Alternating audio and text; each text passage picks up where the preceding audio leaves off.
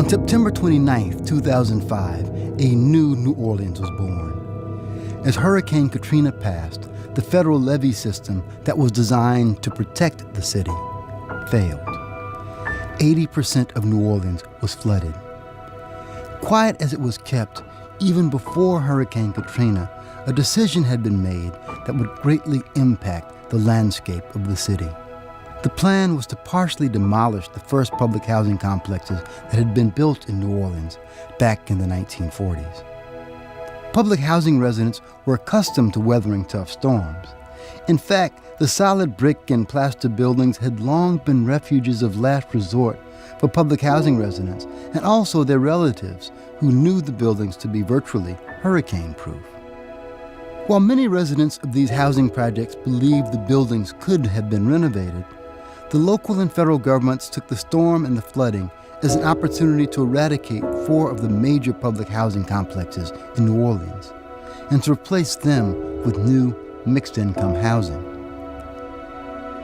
To some, this might seem like forward progress, to replace what had become notoriously dangerous, what had become obsolete, and what had become run down.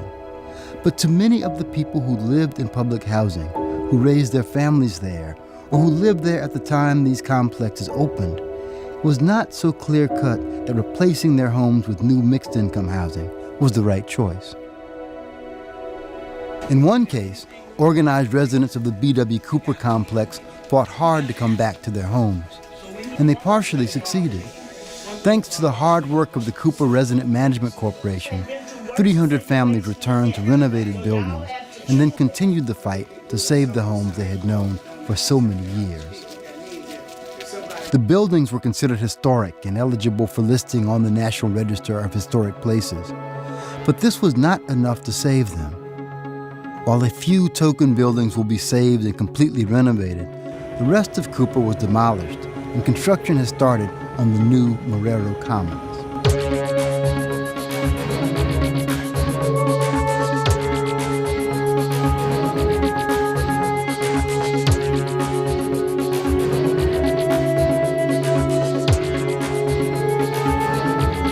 My name is Lolis Eric Eli, and I'm from New Orleans. This is the Calliope, later renamed the B.W. Cooper. This is one of the first public housing complexes built in New Orleans in the 1940s. This is the story of these buildings and the residents who lived in them.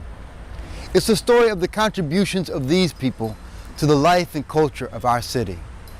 It's also the story of why the demolition and redevelopment of these buildings has proven to be so controversial. Like many cities across the United States, New Orleans in the 1930s and 40s was impoverished. Many of the houses were run-down wood-frame structures. The population of New Orleans grew from 287,000 people in 1900 to almost 500,000 in 1938. With such population influx, the city had difficulty providing decent housing for everyone. And by the time the Great Depression hit, very little affordable housing had been produced. March 4th, 1933, Franklin Delano Roosevelt was inaugurated as President of the United States. Constitution of the United States, so help me God. Within his first 100 days, he launched the New Deal, a series of economic relief and reform initiatives. Lots of immigration and migration to the United States in the 1800s created lots of tenements, lots of places where people lived together in very close proximity. And those tenement or cold water flats really were not serving people well. They were not necessarily good places for people to raise families. The government really hit up on a notion of building public housing, affordable housing for people who needed the resource. 1938. New Orleans became the first American city to receive funding from the Wagner Act. The Housing Authority of New Orleans, or HANO, held federal contracts that supported the construction of 2 housing projects for white residents and 4 for Negroes. The Calliope, one of the projects reserved for Negroes, was built on 56 acres of land between 1939 and 1941. It was constructed on the site of a former garbage dump that was known as Silver City. Like other public housing in New Orleans, the project took its name from the street that ran through it, The design of the Calliope reflected the popular international style of architecture, as well as elements of the Garden City movement. Well, the movement starts in the beginning of the 20th century, and the idea comes from Europe. And the idea certainly was in London. This was the idea of you would have groups of apartments that would be blocked together on a piece of property, and there would be space around it. The idea of multiple buildings that had a relationship was a very 20th century concept, and it could use less expensive metals. It could use stone that was less expensive, and therefore making it affordable. Because it didn't have a lot of extraneous stuff on it, it was quicker to build and very logical as a choice. In fact, the early New Orleans projects were considered some of the most attractive and well-constructed in the nation. Naomi Gibson moved to the Calliope when she was 9. You had your own bedroom. There were flowers, and you know, it was green, and you had the shower, and it just was nice. It was nice. Calliope was nice. Calliope was moving on up. The Calliope consisted of 1,546 units. They were let to residents based on the size of the family and the family's income. At the time when the first residents moved in 1941, rents ranged from $8.25 for a one-bedroom to $22 for a three-bedroom. When I first moved in, they gave you classes because the average persons moving in were not accustomed to hardwood floors. They told you about gum on the floors, and your house would be expected, I think. It was monthly, I'm not sure, it's been so long ago. They had a little publication that would say so-and-so's house was the house of the month, that sort of thing. For many of the city's public housing residents, the buildings represented an improvement over the cramped quarters they'd come from, many of which had no indoor plumbing or other modern amenities. At the time that the Calliope was open, it was a stepping stone and a step up for most of the people who moved in. There were people who worked for the post office, people who worked for the railroad. My grandfather was a Pullman porter, so most of our grandfathers had those types of jobs. Most people lived in the projects for a short period of time. You lived there for months, a couple of years, just till you got on your feet. A high school built in the neighborhood of the housing project made that stepping up possible for many residents. Booker T. Washington Senior High School was designed expressly for black students.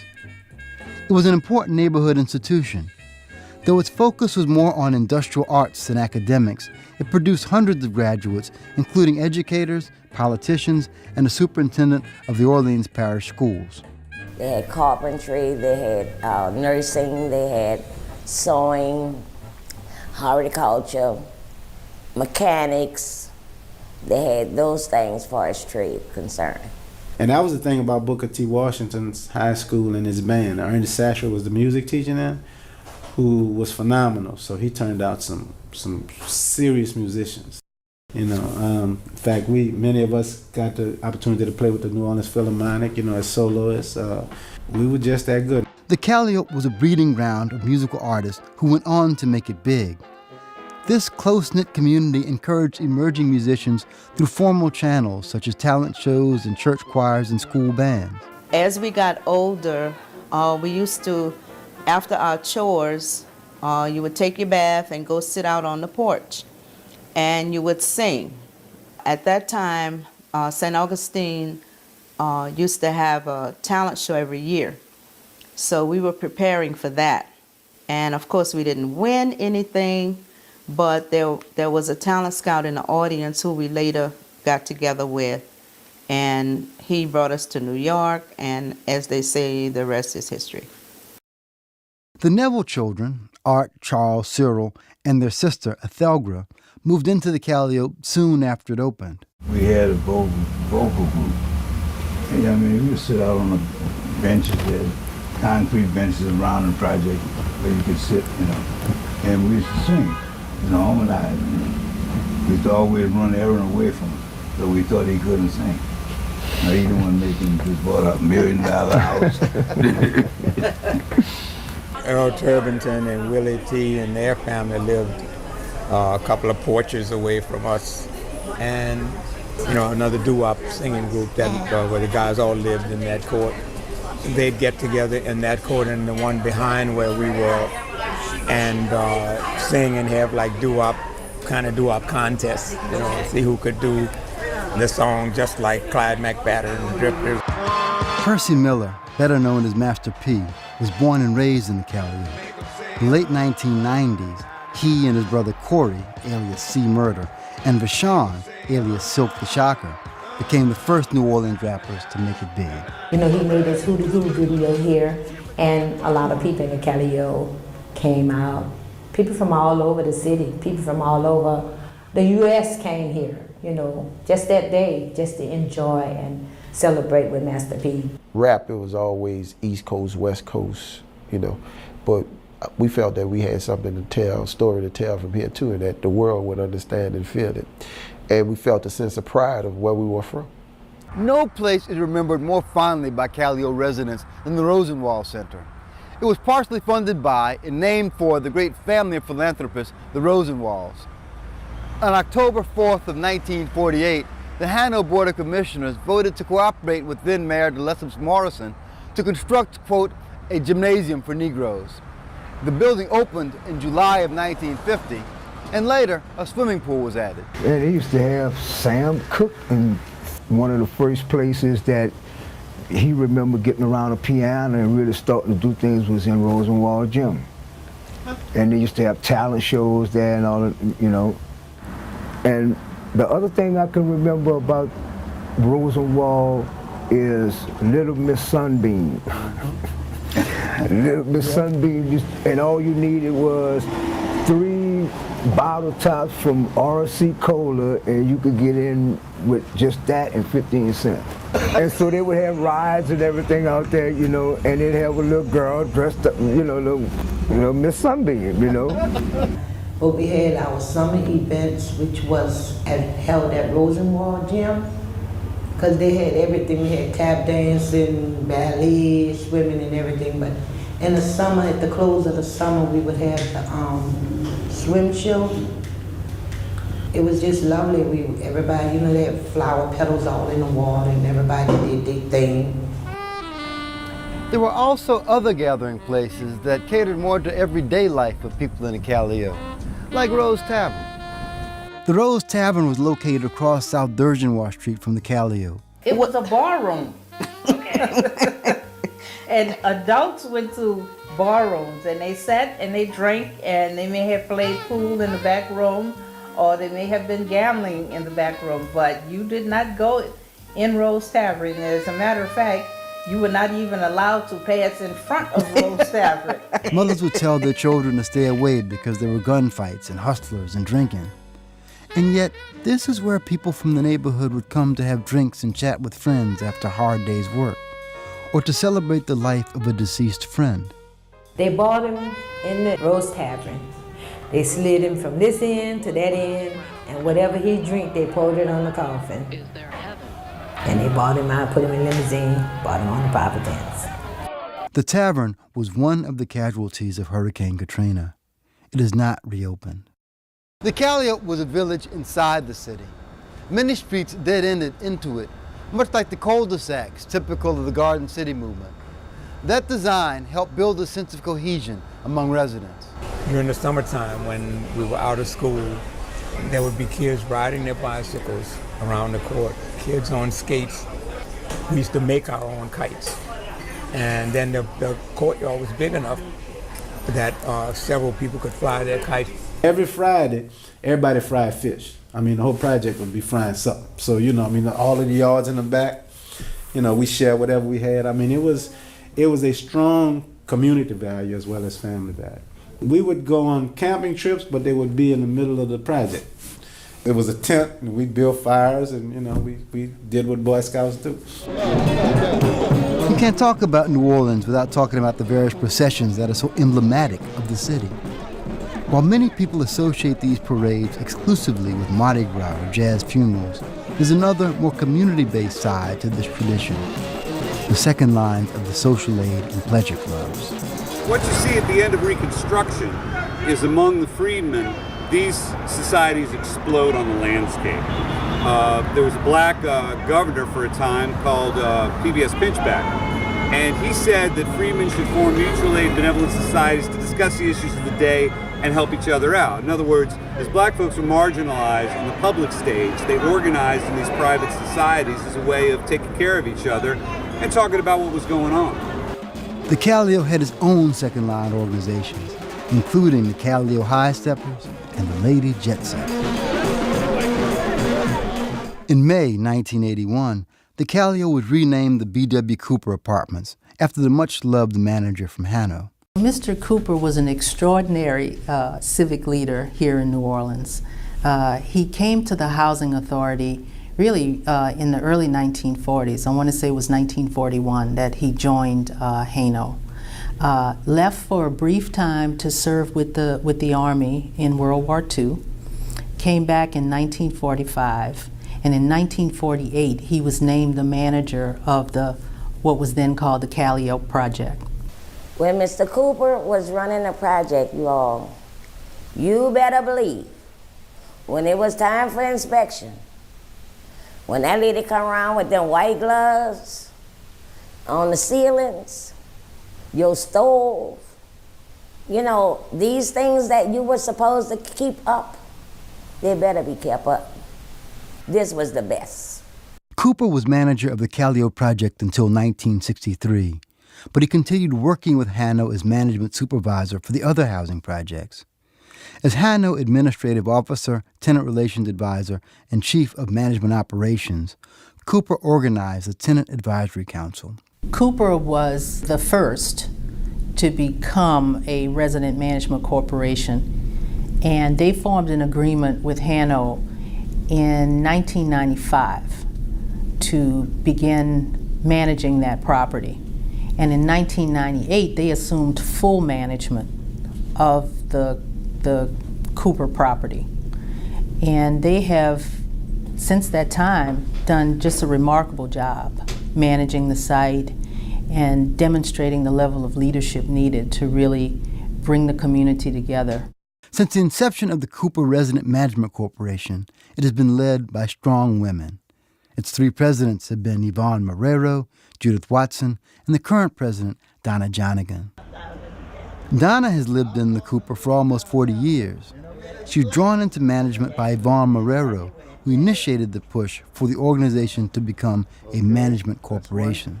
When Ms. Marrero started being on the board, the national board, started going to different cities and looking at what different cities were doing and how they develop a relationship with the housing authority. I like to say I am Yvonne's recipe.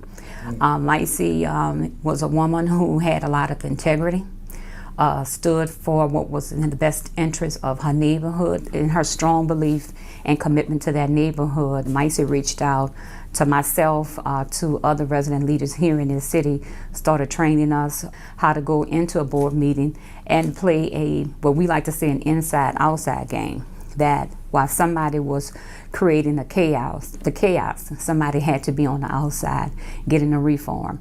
Through that process, we have seen a turnaround and was pursuing a turnaround, not just in our neighborhoods, but in the operations of the Housing Authority itself.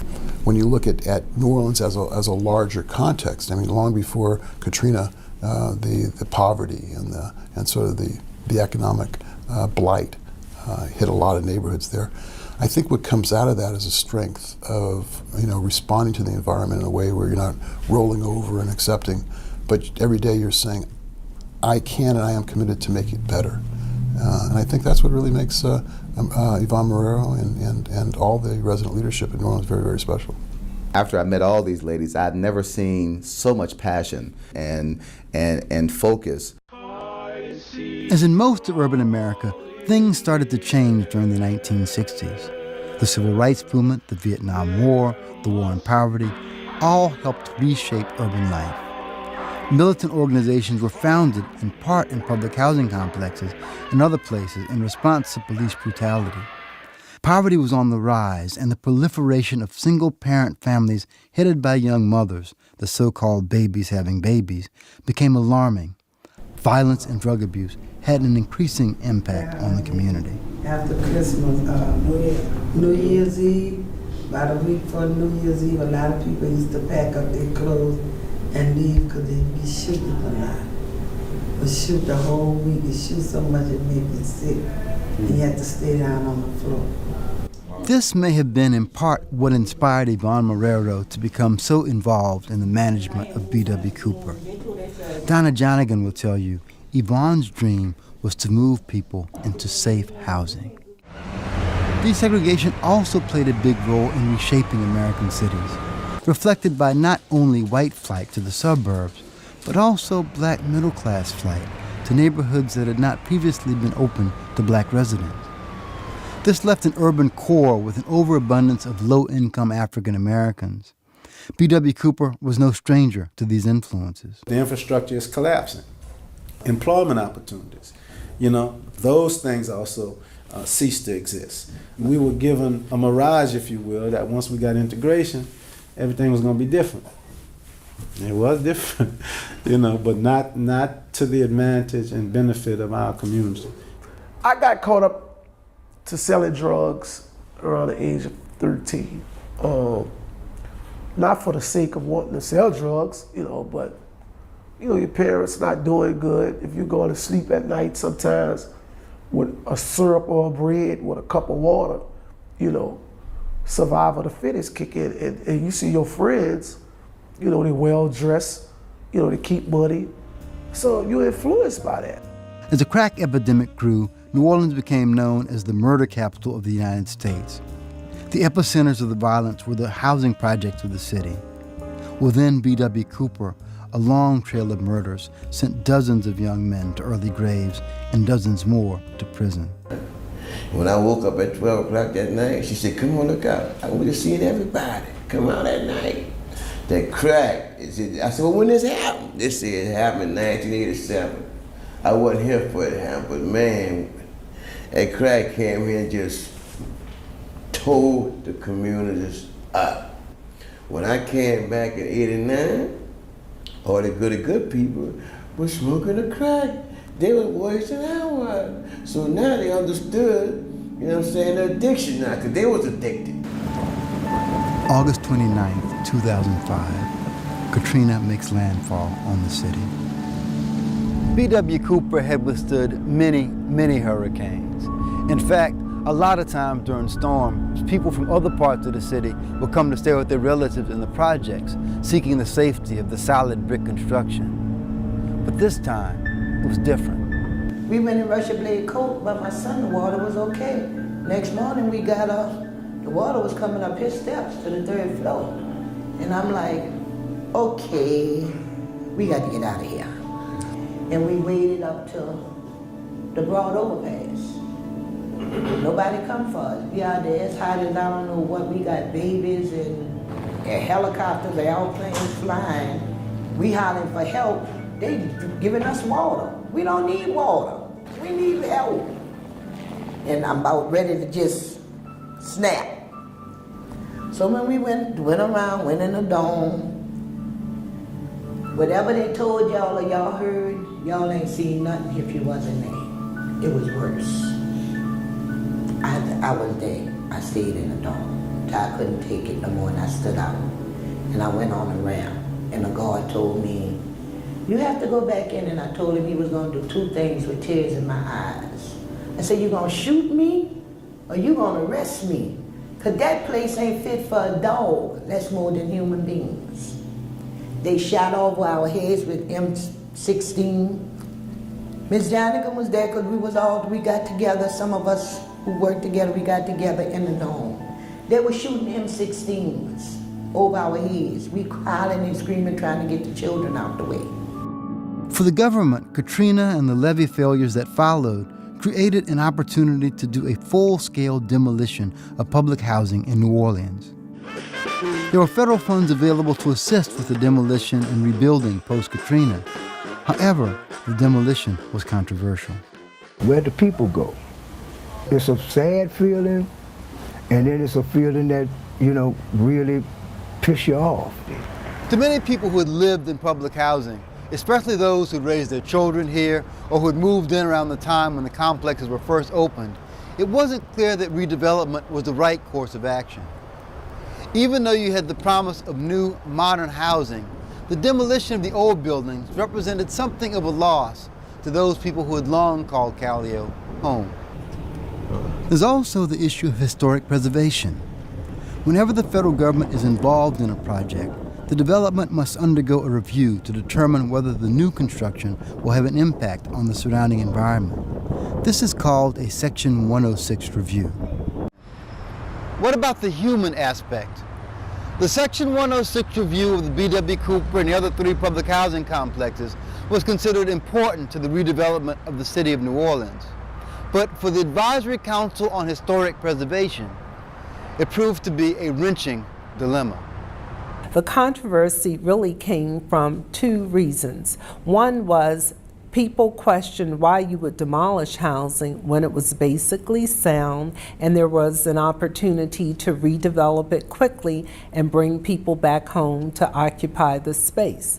The second controversial reason of the review was the timing of the project. There was an accelerated review requested by HUD, and that review, which should have been started much earlier, started fairly late in the planning process and at a point when not many options were available. Actually, the majority of what I recall coming out of the 106 was that we would retain, at least on the physical side, we would retain at least 3 buildings at each of the, what we call Big 4. Those were the big properties that were slated for demolition and redevelopment. That's Cooper, Lafitte, C.J. Pete, and St. Bernard, those 4 properties. And at each one of those properties, there was an agreement to maintain at least 3 to 4 maybe buildings, original buildings, so that so that we could retain a level of that historical history, and that we would also do oral history projects so that we would also be able to maintain a level of history as relates to the experience that our residents had living, working, and growing up in those particular communities. So while the Resident Management Corporation worked valiantly to prepare units so that families could come home, and they worked bravely to save their homes from the wrecking ball, the decision was made to demolish the B.W. Cooper and build a new complex. Every unit has a washer and dryer, full-size washer. The new units are townhouses with front porches, modern kitchens and bathrooms, and amenities such as laundry facilities in every unit.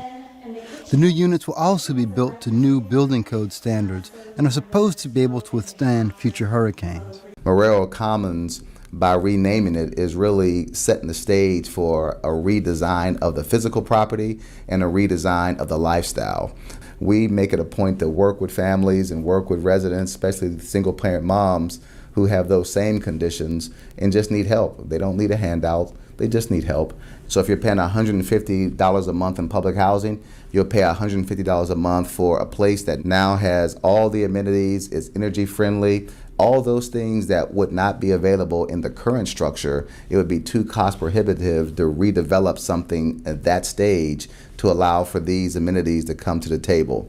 KBK has worked with the Resident Management Corporation to provide training and construction job opportunities for Cooper residents. Crime that went down in this neighborhood, you don't see all those young brothers hanging on the corner no more. You don't see, they've been having little shootings, because most of the young brothers who had their idle time are now working, providing a positive living for their family or themselves. Booker T. Washington High School was destroyed, but the school's Art Deco auditorium will be preserved. The Rosenwald Gymnasium was demolished, but a new community center is being built. It will be new buildings and a new life. The name B.W. Cooper has been buried by the pile drivers and backhoes. The workers are building a new complex, and in so doing, are dismantling many of the old ways. Some Cooper residents have expressed concern about the new rules that come with this new mixed income living. Many are not happy about it. Others are embracing the change. I'm all in favor of the new projects. I think that it's a chance for younger people to get a head start in life. So I do like the new concept. I do believe that life's going to be different for most of the people now that live there. New Orleans is the place to be. A lot of people might not feel that way, but our culture is unique. That's what I just told the people downtown. Just because you're building those places up there. We used to sitting on porches. We've been sitting on porches over 200 years. And now you want to dictate to us that we can't sit on a porch till a certain time, or go in on a certain time. That ain't gonna work. Why put a porch there if you don't want a person to sit on it? I can accept change, but you know, like I said, this community, everybody was like family. Even though it was public housing, it was like a big family. Everybody was there for each other. As residents celebrate their achievement, despite the loss of the bricks and the mortar, they pass on a legacy to future generations. The realization that their accomplishments matter and that their history is something to be proud of. It was the Calliope, then it went to B.W. Cooper, who was one of the great managers that managed this property, back to another leader, which was the real star of everything, which was Yvonne Marrero. But no matter how you paint us up, how pretty you make us look, this will always be the Calliope to a lot of families, because it has a history.